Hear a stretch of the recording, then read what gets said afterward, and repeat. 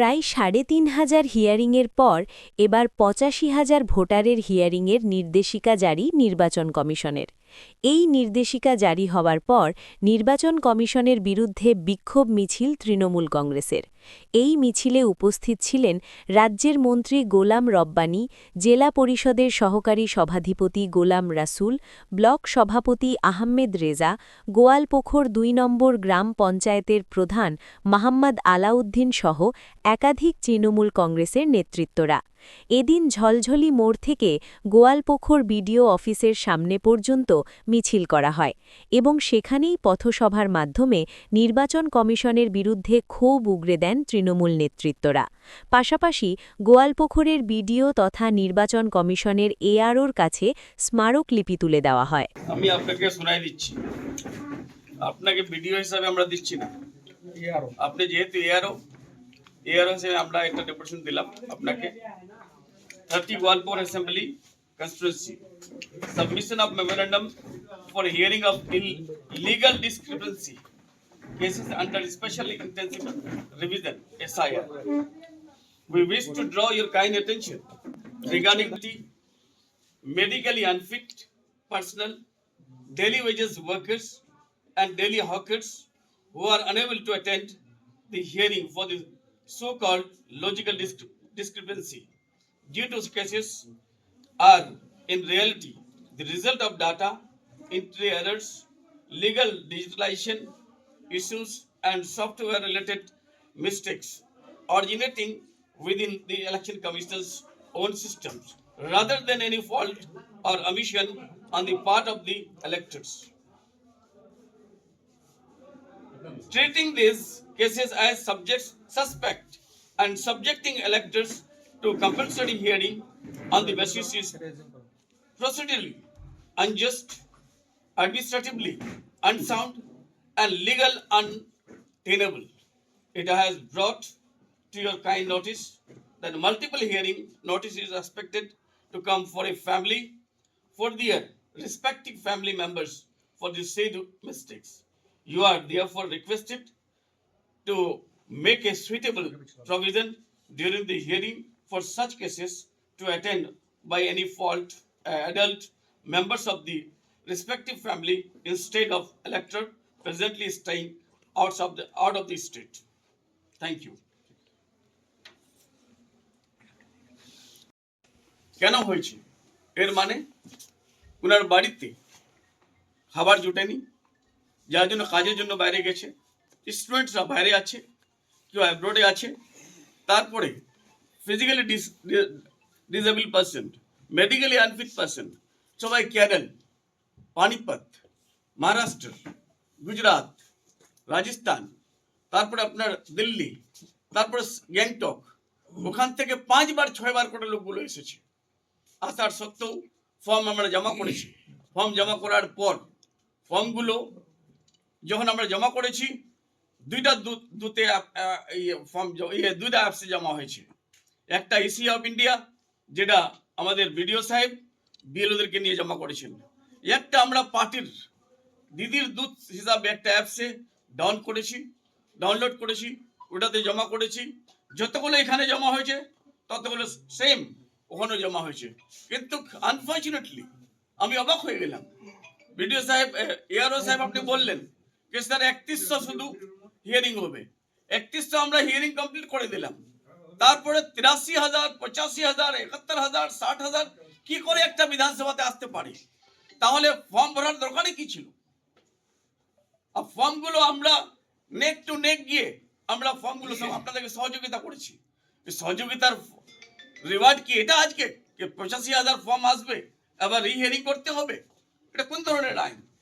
যার জন্য আপনি সিওকে আর ইসিআইকে জানান যে একটা গরিব এলাকা, গরিব লোকগুলো বসবাস করে, তারপরে এইদিকে বর্ডার আছে বাংলাদেশের, ওইদিকে বিহার বর্ডার, মাঝখানে আমরা আছি। তা আমি অবাক হয়ে যাচ্ছি যে এখানে যখন দেখলো কোনো রোহিঙ্গিয়া নাই, দেখলো কোনো বাংলাদেশি নাই, তারপরে হিয়ারিংয়ে ডাকা হলো। কেন হিয়ারিংয়ে ডাকা হলো এটা আপনি জানার উপরে। কেন এটা না জানালে কালকে 83,000 মানুষকে কি করে আপনি ফর্ম ভরবেন? এক, 83,000 মানুষ বাইরে থেকে কি করে আসবে? 2, যদি গভর্নমেন্ট ট্রেন দিয়ে দেয়, হেলিকপ্টার দিয়ে দেয়, ফ্লাইট দিয়ে দেয়, তার মানে নিশ্চয় কিন্তু বারবার খরচা করতে পারবো না আমরা। কতবার খরচা করে দিয়েছি। তো আপনি ব্যবস্থা নেন কিরম করে, উইদাউট ওরা ওদের পরিবার কেউ এসে যদি হেয়ারিংটা করে দেয়, দ্যাটস এনাফ। আধার কার্ড দিবে, ডকুমেন্টস দিবে, লোকটাকে আসতে হবে, এটা কোন ধরনের নিয়ম হলো? Thank you. এটা তো সবাই মানুষ এখন বুঝে গেছে, বাংলার মানুষ, কিন্তু এটা শুধু টার্গেট করে 12টা রাজ্যে আপনার এসআইআর হচ্ছে, স্পেশাল ইন্টেনসিভ ডিভিশন, কিন্তু টার্গেট করছে শুধু বাংলাকে। আমাদের বাংলা বলাটাই অপরাধ। বিভিন্ন রাজ্যে যায় আমরা দেখছি যে যারা আমাদের পরিযায়ী শ্রমিক বা যে কোনো ক্ষেত্র যদি বাড়ি স্টেটে যায় বাংলা বললে নাকি বাংলাদেশে বলে মানে হেনস্থা করা হয়, পিটিএম মেরে দেওয়া হয়, লিঞ্চিং হয়ে যায়, আমরা দেখতে পাচ্ছি। কিন্তু যেখানে এসআইআর হচ্ছে বাংলাতে আলাদা মানে ল, এখানকার কিন্তু সিস্টেমটা আলাদা। এখানে মাইক্রো অবজারভার বসানো হয়ে গেছে, কিন্তু অন্য স্টেটে আমরা দেখলাম ইউপিতে 2,87,00,000 লোকের নাম কিন্তু ওখান থেকে ডিলিট হয়ে গেছে, বাদ দেওয়া হয়েছে, যে খসড়া তালিকা যেটা বের হয়েছে। কিন্তু আমরা এখানে দেখলাম অনেকগুলো ফেচামি করছিল এখানকার যারা এলওপি আছেন, যারা বিজেপির যারা নেতৃত্ব আছেন, এরা কিন্তু বলছিল যে 1 কোটি 32 লাখের মতো লোক রোহিঙ্গা বাংলাদেশে এখানে আছে, কিন্তু সেটা তো পারছে না। তারপরে কিন্তু যখন দেখা গেলো এই যে আমাদের গল্প করে 3213টার মধ্যে লোক এখানে একটা নোটিশ করা হয়েছিল হিয়ারিংয়ের জন্য, 8 তারিখ অবধি লাস্ট ছিল। তারপরে আমরা দেখছি 8 তারিখে রাত্রিবেলায় আবার লজিক্যাল ডিসক্রিপেন্সি বলে বিওলি অ্যাপের মাধ্যম থেকে, আর আমাদের যে ERO আছেন ওনার নাকি সবার লগইনে চলে এসেছে, আবার 85,000 লোককে আবার ডাকা হবে নোটিশ করে। এখানে মানে লজিক্যাল ডিসক্রিপেন্সি বলে কারো হয়তো নাম নিয়ে একটু মিস্টেক আছে, হয়তো স্পেলিং নিয়ে মিস্টেক আছে, মানে মাইনর যেগুলো মানে একটু আছে আর কি, ওইগুলো ভুলের জন্য কিন্তু বিভিন্ন রাজ্যে কাজের মানে ক্ষেত্রে কেউ গেছে, কেউ হয়তো ট্রিটমেন্টের জন্য গেছে, কেউ পার্সোনালি কোন জন্য গেছে। যদি আজকে নোটিশটা পেয়ে দাদা, তারপরে যদি বলে কি 2-3 দিন পরে তোমাকে এনে ভাই হিয়ারিংয়ের জন্য আসা হবে, আর যদি কেরালে কেউ থাকে ওখান থেকে আসতে নাই করে যদি ট্রেনে আসে 50 ঘন্টার মতো সময় লাগবে, আর 2 দিনে কেমন করে চলে আসবে? এটা হেনস্থা করা, টার্গেট করে বাঙালি বলে বাংলা আমরা বলে কিন্তু এটা হেনস্থা করা হচ্ছে। Election commission of India, Gyanesh Kumar নাই, উনি ভ্যানেশ কুমার। 3,500 মানুষকে মানে হিয়ারিংয়ে আসার পরে দেখা গেছে হিমশিম খেয়েছে নির্বাচন কমিশনের যারা দায়িত্বে ছিলেন। এই 85,000 লোককে কীভাবে সামাল দিত? সেটাই, এরা তো এটাই নিয়ে আজকে আমাদের এখানে আমাদের MIC জেনা গোলাম নাবান সাহেবের নেতৃত্বে আমরা এখানে ডেপুটেশন দিলাম ইয়ারু সাহেবকে। আমরা একটা দাবি রেখেছিলাম মানে 6টা পয়েন্টের মধ্যে। এখানে যেমন 3,500 যে অত হিমশিম হয়ে গেছে আমাদের, এটা মানে একটা জিপি আছে আপনার এখান থেকে 30 কিলোমিটার দূরে ডিস্টেন্সে আছে। আমরা দেখি অনেকগুলো আপনারাও যারা মিডিয়া ভাই আছেন দেখলেন, কারো মানে 70 বছর 80 বছর 90 বছর বয়স এরকম হয়ে গেছে, ও আসতে পারবে না, কিন্তু কীভাবে মানে করে এখানে আসা হয়েছে। তারপরে এগুলো কিন্তু যারা আমাদের এখানে ইলেকশন কমিশনে যারা এখানে প্রতিনিধি আছেন ওরাও কিন্তু কীভাবে কী করবে, কীভাবে ট্যাকল করবে। এই যে 85,000 লোককে এখানে ডাকা হয় আমাদের ব্লকটাতে, আজকে আমরা যে ডেপুটেশনটা দিলাম লোকের মধ্যে অত মানে রাগ আছে, এখানে কমপক্ষে না করে আজকে 5-6 মতো লোক এখানে জমায়েত হয়ে গেছে। এটা নিয়ে কিন্তু খোলা রেগে আছে ইলেকশন কমিশন ইন্ডিয়ার। ওখানে ওরা কেমন করে ইলেকশন কমিশন অফ ইন্ডিয়ার এখানে যারা প্রতিনিধি আছে কেমন করে হিয়ারিংগুলো করবে, ওরাই কিন্তু উত্তর দিবে সাধারণত। আপনারা জানেন ইতিমধ্যে যে 2,48,320 জনের আমরা এনুমারেশন ফর্ম দিয়ে দিয়েছিলাম, এবং তারপরে 3210 জনের আনম্যাপিং হয়েছিল এই আমাদের 30 গোয়ালপুকুর কনস্টিটিউয়েন্সিতে, অ্যাসেম্বলি কনস্টিটিউয়েন্সিতে। তারপরে তাদের হিয়ারিং যথারীতি হচ্ছিল। তার মধ্যে আমরা এখন 85,000 লজিক্যাল ডিসক্রিপেন্সি পেয়েছি। মানে এরা কিন্তু ম্যাপড, এই লোকগুলো কিন্তু অলরেডি ম্যাপড হয়ে গেছে। মানে এদের হয় বাবা মা বা ঠাকুরদা ঠাকুমা বা দাদু দিদা দিয়ে এদেরকে কিন্তু অলরেডি ম্যাপিং হয়ে গেছে, কিন্তু এদের ডকুমেন্টে কিছু বা এনুমারেশন ফর্মে কিছু টেকনিক্যাল কিছু পেয়েছে ইসিআই, তারপর সেটা কিন্তু লজিক্যাল ডিসক্রিপেন্সি হিসেবে এসছে। এখন এদের আবার হিয়ারিং হবে। আমরা হিয়ারিং নোটিশ ছাড়া শুরু করেছি, অলরেডি 70% হিয়ারিং নোটিশ ছাড়া আমাদের হয়ে গেছে। 85,000-এর মধ্যে 70,000-এর মতো হয়ে গেছে। আশা করি 1-2 দিনের মধ্যে বাকিটা আমরা করে ফেলতে পারবো। কিন্তু এত সমস্ত লোককে কিন্তু আসতে হবে। তার মধ্যে কিছু ছাড় আছে, যারা স্টুডেন্ট, যারা 80-র উপরে বয়স, আপনারা জানেন ইতিমধ্যে ইসিআই অর্ডারও করেছে। মার্জিনালাইজড যারা আছে ওয়ার্কার, তারপর যারা অসংগঠিত ক্ষেত্রে চাকরি করে বা সংগঠিত ক্ষেত্রে চাকরি করে, আমাদের মাইগ্রেন্ট লেবার প্রচুর আছে এখানে যারা গোয়ালপুকুরের বাইরে কাজ করে, তাদেরকে আসার দরকার নেই বিশেষ। আর তারপরে হচ্ছে আপনারা জানেন সেক্স ওয়ার্কার, ট্রান্সজেন্ডার, এদেরও আসার দরকার নেই। অসুস্থ লোক যারা, তাদেরও আসার দরকার নেই। কারণ আমরা এদের বাড়ির কেউ যে কোনো একজন রিপ্রেজেন্টেটিভ তাদের ডকুমেন্ট যদি নিয়ে আসে, বিশেষ করে এই লজিক্যাল ডিসক্রিপেন্সি কেসে, আমরা কিন্তু তাদের হিয়ারিংটা করে দেবো। কিন্তু হিয়ারিংয়ে এদেরকে আসতেই হবে, মানে অন্তত তাদের বাড়ির কাউকে একে রিপ্রেজেন্ট করার জন্য হলেও আসতে হবে। বিডিও সাহেব, আপনি শুধুমাত্র একজন বিডিও নন, একজন ARO এখন এই মুহূর্তে। সব থেকে বড় কথা, এই এলাকার আর্থসামাজিক পরিকাঠামো নিয়ে আপনি দারুণ ওয়াকিবহাল।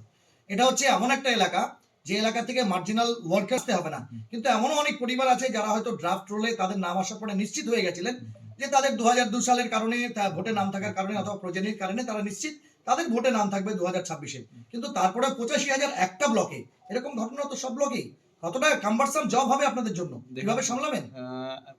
আমাদের পুরো জেলাতে প্রায় 6.5 লাখের মতো এসছে, 9টা এসি মিলে। আমাদের ব্লক সম্ভবত দ্বিতীয় বৃহত্তম লজিক্যাল ডিসক্রিপেন্সি এই জেলাতে। চোপড়া কনস্টিটিউয়েন্সি 1 নম্বরে আছে, 95,000-এর মতো তার আছে। কিন্তু আমাদের করতে হবে এই কাজটা, কারণ না করলে পরে এদের একটা মানে ডিসপোজাল করতে পারছি, নোটিশ না করলে ডিসপোজালটা হবে না, ওকে ওই লোকটাকে রিলিফ দেওয়া যাবে না। এটাই হচ্ছে ব্যাপার। কারণ লজিক্যাল ডিসক্রিপেন্সি তো আর আমরা করছি না, ওটা হয়েছে, ইসিআই ওটা কোনোভাবে ধরেছে। এখন সেটাকে কিন্তু আমাদেরকে ওই হিয়ারিং করেই করতে হবে। হ্যাঁ, লোকের একটা হ্যারাসমেন্ট হবে, কিন্তু কিছু করার নেই, কারণ ওই 3210 যখন আনম্যাপ ছিল সেক্ষেত্রেও করতে হয়েছে, এখন লজিক্যাল ডিসক্রিপেন্সি হয়েছে, এক্ষেত্রেও কিন্তু করতেই হবে। আজকে এই যেখানে এলাকারই বিধায়ক 3200 লোক, রাজ্যের মন্ত্রী, যেখানে- ক্যাবিনেট মন্ত্রী গ্রাম রব্বানি সবার আগে তো আমাদের এই এসি মানে আমরা যতগুলো এসি আছে আগে তো ডিও সেটা দেখেন, ডিও কন্ট্রোল করেন, ডিস্ট্রিক্ট ইলেকশন অফিসার। আমরা ডিওর কাছে পাঠাবো, ডিও স্যার যেমনভাবে মনে করবেন উনি সেভাবে সেটাকে অনওয়ার্ড ট্রান্সমিশন করবেন, উপর মহলে পাঠাবেন। স্যার বলছিলাম যে হিয়ারিং শুরু হওয়ার আগে মানে থেকেই দেখা গেছে যে ব্লকে ব্লকে একটা হয়রানির ছবি উঠে আসে, আপনি গোয়ালপুকুর বলেন বা ইসলামপুর বলেন বা আমাদের উত্তর দিনাজপুর জেলার ব্লকে ব্লকে এই মানে যে হয়রানিটা আপনারা কিভাবে মুভমেন্ট করবেন? কিছু হয়রানি লোকের হয়েছিল। আপনারা জানেন গোয়াগাঁও 1, গোয়াগাঁও 2 এই দুটো জিপি আমাদের এই ব্লকের হেডকোয়ার্টার থেকে অনেকটাই দূরে, অন্তত 25 কিলোমিটার দূরে, যাতায়াত 50 কিলোমিটার। একটা লোক যদি যাতায়াত করে তার সে পক্ষে মানে সেই একটা মানে খুব ব্যয় সাপেক্ষ হয়ে যায়। আমরা কিন্তু সেক্ষেত্রে 4টে নতুন আরও সেন্টার যেখানে হিয়ারিং হবে প্রপোজ করেছি। যেমন ধরমপুর 1-2-র জন্য ধরমপুর হাই স্কুল, গোয়াগাঁও 1-2-র জন্য গোয়াগাঁও হাই স্কুল, এরকম করে আমরা শোলপাড়া হাই স্কুল নিয়েছি, শাহপুরেও শাহপুর হাই এপিএস স্কুল নিয়েছি, আমরা পাঞ্জিপাড়া এলা বক্স হাই স্কুলের নামও প্রপোজ করেছি, আজকেই পাঠিয়েছি আমরা। আমরা কিন্তু নতুন 6টা, 2টো পেয়ে গেছি অলরেডি, আরও 4টা স্কুলের নাম আমরা প্রপোজ করছি, সেগুলো পেয়ে যাই। তার সেখানকার লোকের কিন্তু এখানে আসতে হচ্ছে না, তারা কিন্তু ওখানেই হিয়ারিংটা করে নিজের কাজটা আরামসে করে নিতে পারবে। বললাম যে 3000 বা 3500 লোকের আপনারা ডিসক্রিপেন্সির আগে পেয়েছিলেন আনম্যাপিং এর ক্ষেত্রে, এবার প্রায় সংখ্যাটা 85,000, প্রায় 30 টাইমস। ভোগান্তি হবে না মানুষের, কি মনে করছে? প্রথম কথা হচ্ছে দেখুন, এখন মানে যে অর্ডারগুলো ইসিআই করেছে সেইগুলো তো আমাদেরকে মানতেই হচ্ছে, কারণ এটা একটা সিস্টেম ওরিয়েন্টেড কাজ আর পুরোটাই সিস্টেমেটিক। মানে কোনো একটা লিঙ্ক আপনি ব্রেক করে কোথাও তার পরবর্তীতে স্টেজ যেতে পারছেন না। এখন পুরাটাই যখন করতে হবে আর কিছু করণীয় নেই, আমাদেরকে নোটিশ করে এটা করতেই হচ্ছে। Thank you.